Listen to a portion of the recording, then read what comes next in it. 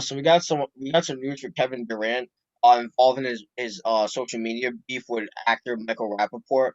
Um, he was fined $50,000 for it. I guess Michael Rapaport said that there was offensive and derogatory language said in it.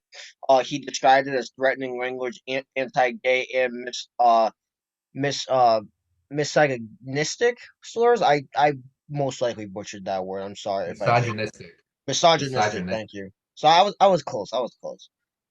Kevin Durant did apologize to the media about this. I think he said it in a post game conference. He said like, I'm sorry that people seen that language I use. That's not really what I want people to see and hear from me, but hopefully I can move past it and get back out there on the floor. Kevin Durant has missed the last 21 games. Um, with an injury. I can't remember exactly what kind of injury, but as of right now, he's still in the MVP polls despite him missing all these games. He's averaging 29 points, 7.3 rebounds, and 5.3 assists per game. So he's still definitely out there in the MVP race despite how many games he's missed. The source for this was ESPN. So no more. I'll start off with you first. What do you think of Kevin Durant getting fined? Well, first off, Nate, because there wasn't so because the comments, I'll say this because I read the messages. I'll say the comments right now. One word I can't say, but I'll say the comments right now. So basically, what happened was Kevin Durant, I guess, got a question asked by Charles Barkley, former, he's an NBA Hall of Famer, former NBA player. If you watch the NBA, you know who Charles Barkley is.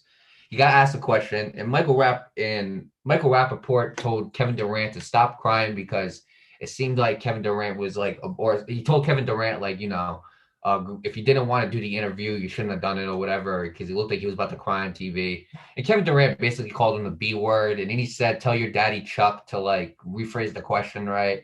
And then it got like very heated. Kevin Durant said, if I see you in person, I'm spitting in your face.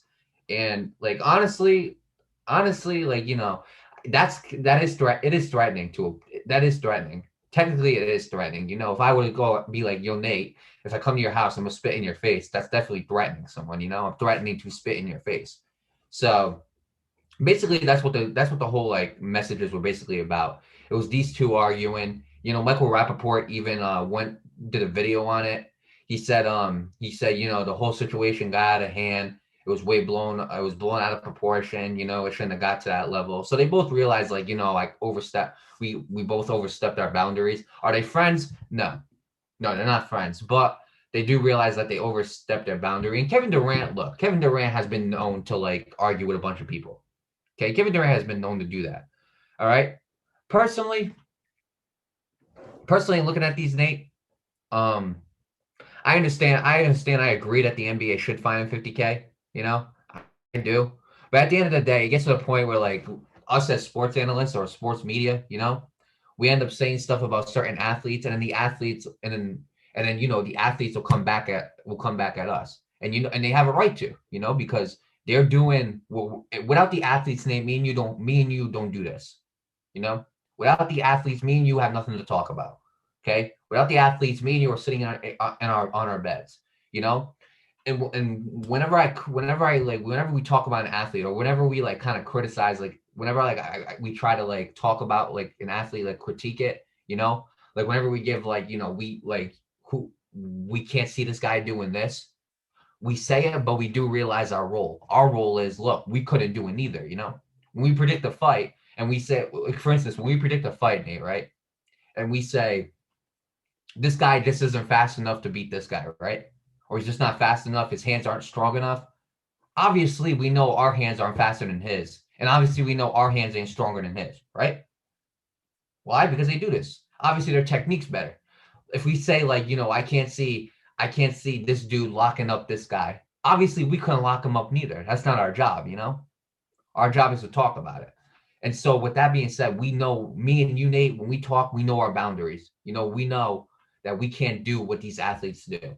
Okay. So when a media guy ends up criticizing an athlete and the athlete takes offense to it, it's mostly because the guys kind of forget that, like, look, we're not the athlete here. And they end up forgetting the part about them being athletes, and they just criticize, which is why whenever we criticize someone, we wish them the best of luck, because we know that we can't fill those athlete shoes.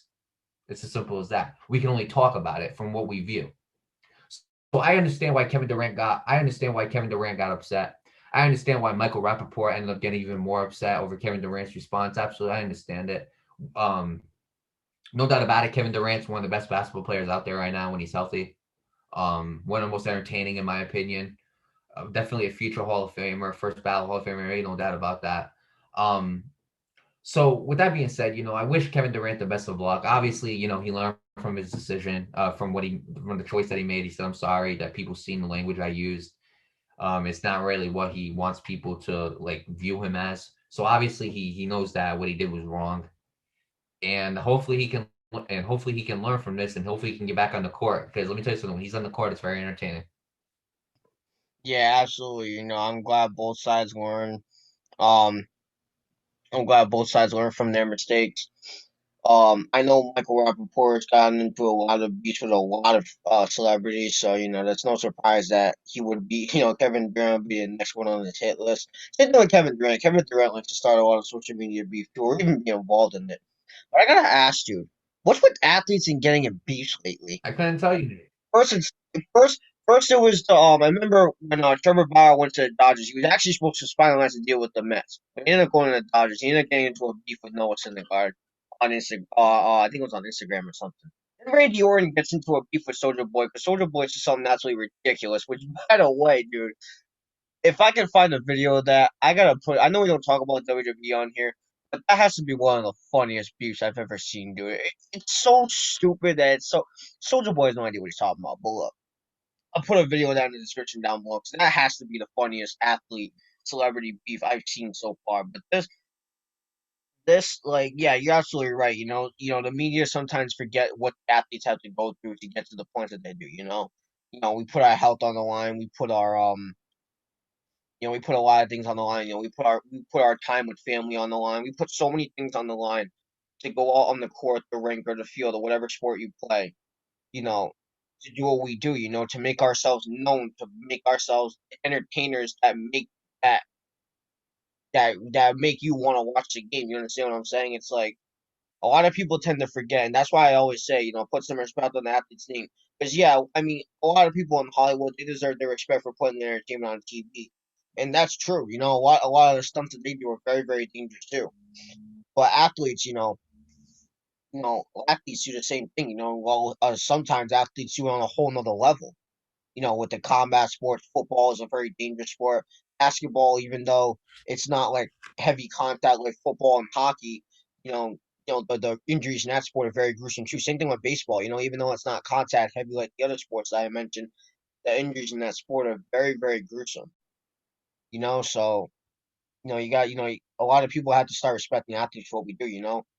We put our health on the line. That's why we end up retiring at 30, 40 years old because we just can't do it no more. And then we make millions of dollars, but we don't talk about that. But look, I'm just glad both sides acknowledged it. I know Michael Rapaport made a video about it, like you said. I know Kevin Durant had a post game conference about it, and he apologized as well. So hopefully we get to see Kevin Durant on the court soon. When would that be? We don't know. I think this injury's been lingering for quite a while now. But I don't Yeah, but think it's they. saying he should come back. There's like rumors he should come back pretty soon. Yeah, yeah.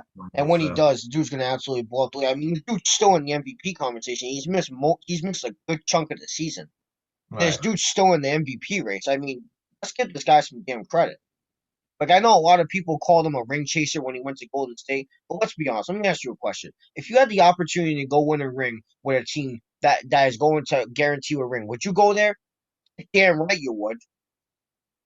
Damn, if I was playing for the Red Sox and the Dodgers gave me a contract, what do you think I'm doing? I'm going to LA. I love Boston. I'm from, Boston's my home, but damn, I'm going to LA because that team's winning championships. I'm going. That's just me personally.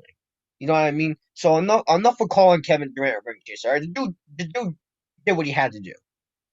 Okay, and a lot of people that say that don't understand that's something basically every athlete would do, and that's something they would do too. So you know what? I just wanted to put that out there because a lot of people still call him a ring chaser. Me personally, I say stop calling him that because you do what you gotta do to win a championship. It's as simple as that. So put some respect on this damn guy's name. with that being said, best of luck to Michael Rapaport in the future. Best of luck to Kevin I Durant. hope so as I well. yeah. Best of luck to Kevin Durant. I hope we get to see him play on the court soon. Even though he plays in the division of my and in the conference, I don't wish him too much luck. But I just absolutely love seeing Kevin Durant play the game of basketball. It's definitely, probably in my opinion, the most entertaining player to watch right now. So with that being said, best of luck to both sides, and I'm excited to see Kevin Durant play again.